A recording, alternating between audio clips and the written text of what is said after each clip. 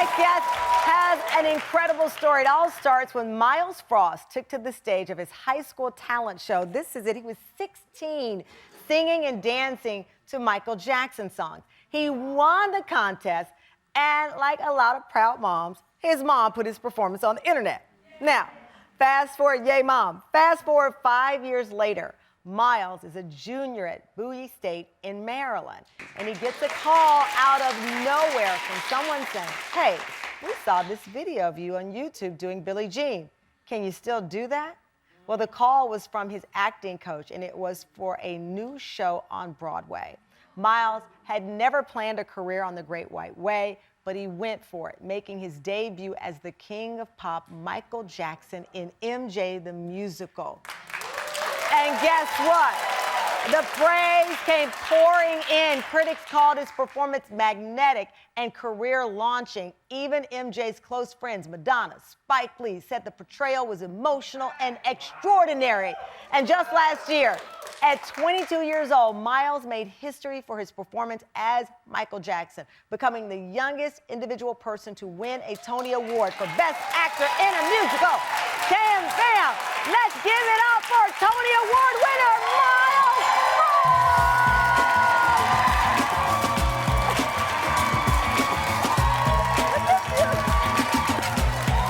Oh my God! You look so handsome! I mean, okay, so...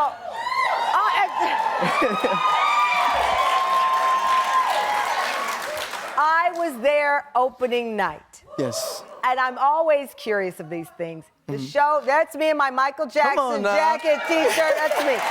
Opening night. I left crying. I was in full tears because I didn't know what to expect. I'm a huge Michael Jackson fan. Yeah. But there you were. Take me to when you finally got home, and you're out of your costume. It's the first night, it's opening night. The parties, everybody's gone, and you're alone. What were you thinking? How do you describe it?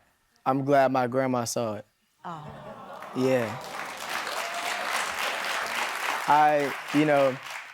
My grandmother is, along with my mother, but my grandmother specifically is the reason why I'm here. You know, she will be 90 in this coming May. Yeah. Oh yeah. That was a real moment for me. She'll be 90 this May, and she's still driving. We're trying to, we can't take the keys. She's like, well, I got to go to church, and I got to get a fish sandwich. So, I need to be able to do that on my own time. So she and your mother, your inspiration. What's crazy Yes. about this journey, so you get the Tony, now you're nominated for Grammys. Oh yeah. For MJ the Musical, the original cast recording of MJ. You're almost at EGOT, and you're how old? 23 now. 23. Oh yeah. Yes. Oh, yeah. I mean, they always talk about destiny and being prepared for it.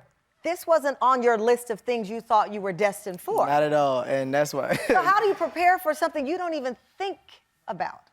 Through the grace of God. When I went through the whole process of the audition, and they told me I got the role, I was like, oh yeah. Ran to my sister, I was like, Morgan, I got it.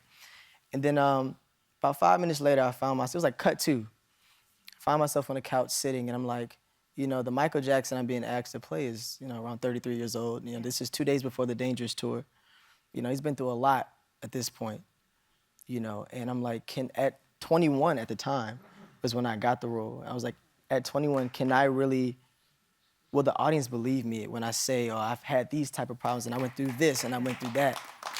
And because you have to channel, it's not just the dance, right? Right. This is the story, and it's so beautifully done because it's almost you go into this rehearsal with Michael Jackson and his dancers and the choreographers. So you're taking us into this intimate world. I'm sure on the list of things people say, okay, can he dance? Check. Right. Can he sing? Check.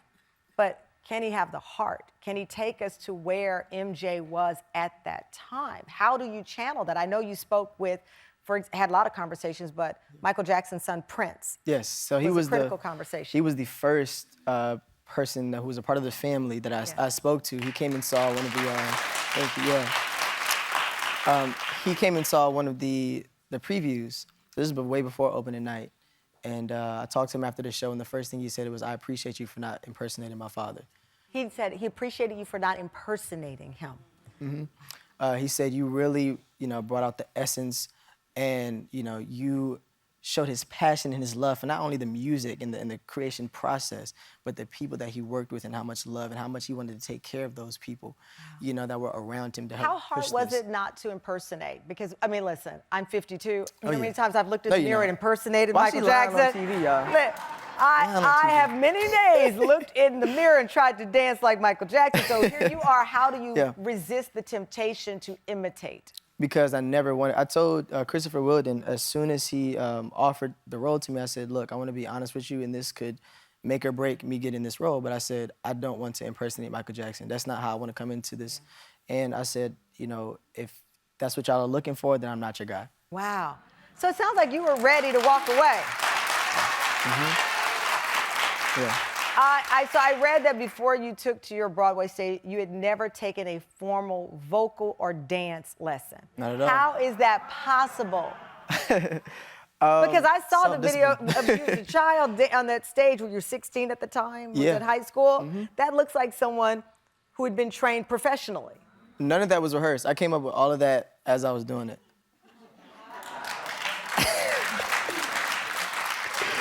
Yeah.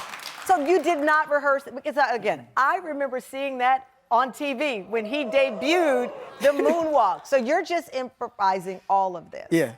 And it came to you naturally. But, again, going back to the heart of the story of Michael Jackson, you had to do some research, and you had to really dig into figuring out who you were presenting. And he's no longer with us to give you his heart and say, this is who I am. Where did you pull a lot of the research from to get the tone of who he was at that time? My life. Your life. Yeah.